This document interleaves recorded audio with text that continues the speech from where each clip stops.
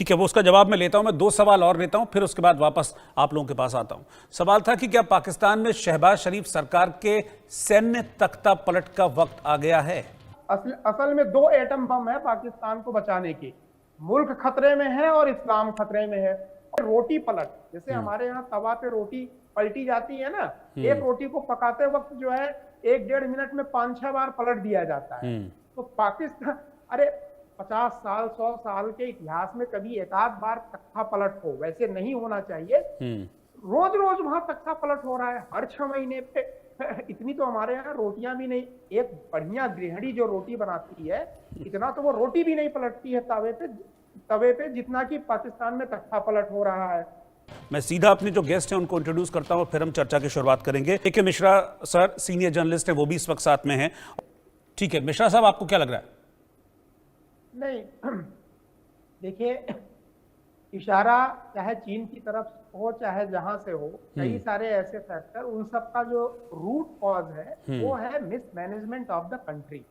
In fact मैं खुल्ला मैं बोलना चाहता हूँ कि अगर पेट्रोलियम को माइनस कर दिया जाए तो इस्लाम की आइडियोलॉजी पे आप बांग्लादेश देख लीजिए, इस्लाम के अंदर मैनेजमेंट है ही नहीं, और ये सबसे बड़ा रिफ्ट या कॉन्फ्लिक्ट का कारण है।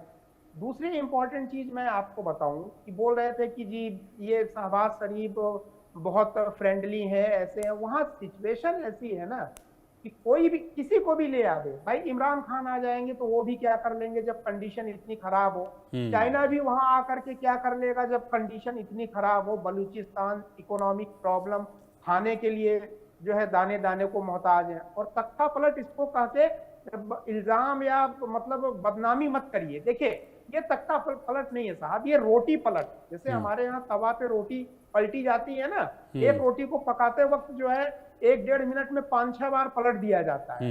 तो पाकिस्तान, अरे 50 साल 100 साल के इतिहास में कभी एक आध बार तख्ता पलट हो, वैसे नहीं होना चाहिए। रोज रोज वहां तख्ता पलट हो रहा है, हर 6 महीने पे। इतनी तो हमारे यहाँ रोटियां भी नहीं, एक बढ़िया गृहिणी जो रोटी बनाती है, इतना तो वो रोटी भी नहीं पलटती है तवे पे जितना कि पाकिस्तान में तख्ता पलट हो रहा है। तो अब इसको क्या मानेंगे? देखिए इसका क्रक्स ये है कि जिस आइडियोलॉजी को लेके ये एक बहुत लंबा, अब ये जो सेना प्रमुख है इनके पास हथियार नहीं है, AK-47 नहीं है। अब ये फतवा से जो है शांति कायम करेंगे, मुल्लों को मौलवियों से अपील कर रहे हैं कि आप फतवा जारी करिए। इनका एटम बम, इनके तोप, इनके मशीन गन, ये सारे के सारे खत्म हो गए। एक और बहुत इंपॉर्टेंट चीज मैं बता रहा हूं, ये जो 2,500 लोग भागे हैं भगोड़े छोड़ के, ये कोई बहुत नई चीज नहीं है। पाकिस्तान की आर्मी क्रेडिबिलिटी बनते ही खो चुकी है, और लास्ट इनकी क्रेडिबिलिटी जो बची कुची थी 1971 में, जहां 1 लाख लोग, भाई उस वक्त तो पाकिस्तान आर्मी के जवान थे ना, उन्होंने सारी आइडियोलॉजी को ताक पे रख के छोड़ दिया। यानी पाकिस्तान की आर्मी की आइडियोलॉजी रूल्स एंड रेगुलेशन को छोड़ दिया। तो ये इसको अब ये करेंगे क्या? देखिए जब कारगिल का युद्ध हुआ था, सुन लीजिए, तो पाकिस्तान ने नॉर्दर्न बटालियन को वर्दी पहना के भेज दिया। तो कहीं ऐसा ना हो कि ये आना जाना लगा, दहशतगर्द वाले ही आर्मी है, आर्मी वाले ही दहशतगर्द हैं, बस वर्दी टोपी और मेडल बदलना रहता है। ठीक है, चलिए अब शुक्रिया आप तीनों का साथ में। तो ये A.K. मिश्रा साहब, फिर तो ये डायरेक्टली आसिम मुनीर का फेलियर है ना, तो वो अपने फेलियर को सरकार के ऊपर डाल रहे हैं। वहां पर जब सरकार के कोई वहां पर हैसियत ही नहीं है, सारी हैसियत वहां पर जो फौज के जनरल हैं उनकी है, तो फिर ये तो अपनी असफलता है जो उनके ऊपर डाली जा रही है। तब भी टकराव है। मुनीर की असफलता नहीं है, ये एक आइडियोलॉजी की असफलता है। अब कुछ जरा स्ट्रेटेजिक एनालिसिस सुनिए। पाकिस्तान में किसी भी तरीके का खतरा हो, पाकिस्तान ने पाकिस्तान को बचाने के लिए, बाहरी और अंदरूनी खतरों से बचाने के लिए एटम बम का इजाद किया। और एटम बम का फ्यूज उनके पास नहीं है, इसलिए उसका कोई यूज नहीं है। फ्यूज तो अमेरिका या कहीं और पड़ा हुआ है। अब है क्या, पाकिस्तान में आए दिन 2 ही ब्रह्मास्त्र है उनके पास। असल में 2 एटम बम है पाकिस्तान को बचाने के। मुल्क खतरे में है और इस्लाम खतरे में है। असल में 2 एटम बम है पाकिस्तान को बचाने के। मुल्क खतरे में है और इस्लाम खतरे में है।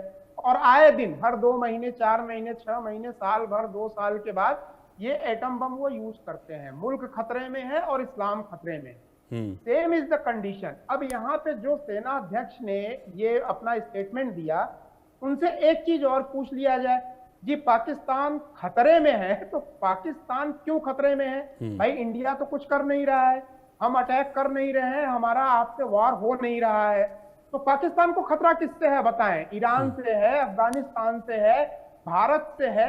शायद इस चीज का जवाब कोई भी सेना प्रमुख, पाकिस्तान का कोई भी सैनिक या अवाम या फिर पत्रकार वगैरह नहीं दे पाएंगे, क्योंकि वो किस मुंह से बोलेंगे जी हमें खतरा बलूचिस्तान ये भी बात की है। अच्छा, उन्होंने तीसरी सबसे इंपॉर्टेंट चीज ये सुन भी बात लीजिए। की है कि पाकिस्तान के ऊपर जितने भी अटैक्स हो रहे हैं। अरे आप बीच में क्यों बोल रहे हैं सर? मैंने नहीं बोला, थोड़ा धीरज रखिए, वक्फा होगा उसके बाद आप बोलिएगा।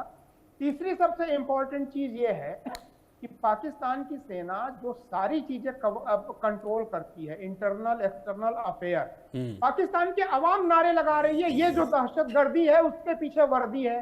तो क्या ये माना जाए कि सारा का पाकिस्तान की सेना, आसिफ मुनीर ही पाकिस्तान के लिए सबसे बड़े खतरे बन गए? जनरल जियाउल हक और भुट्टो साहब का रिलेशन देख लीजिए। ऐसा कौन सा समय था जब सिंक यानी सिंक बिटवीन पाकिस्तान आर्मी, अवाम और वहां के लीडरान जितने हैं उनके बीच कभी सामंजस्य तो हुआ ही नहीं। आप मुझे इतिहास में एक उदाहरण बताइए, सत्ता पलट होते रहे, कभी ये कभी वो कभी ऐसे। इमरान खान का लेटेस्ट देखिए, इमरान खान और सेना का क्या रिलेशन चल रहा है। तो ये नेवर एंडिंग गेम है। पाकिस्तान को खतरा कहीं से नहीं है जब आपकी आइडियोलॉजी ही आपके दुश्मन बन जाए। इन्होंने मुखौटा क्या, नेताओं को ये क्यों आगे बढ़ाते हैं?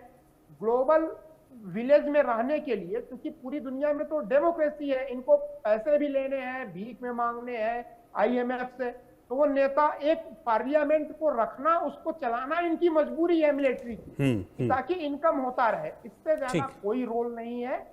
एक सवाल का जवाब दे दें कि अब की बार पाकिस्तान को किससे खतरा है? भाई तुम्हारे पास तो एटम बम है। अब भी तुमने ये बोला था कि घास रोटी खाएंगे, एटम बम बनाएंगे, और एटम बम के बाद भी अगर तुम्हारा सेना अध्यक्ष ये बोले कि पाकिस्तान को खतरा है, तो मेरी समझ में नहीं आता, बताएं किससे खतरा है पाकिस्तान को?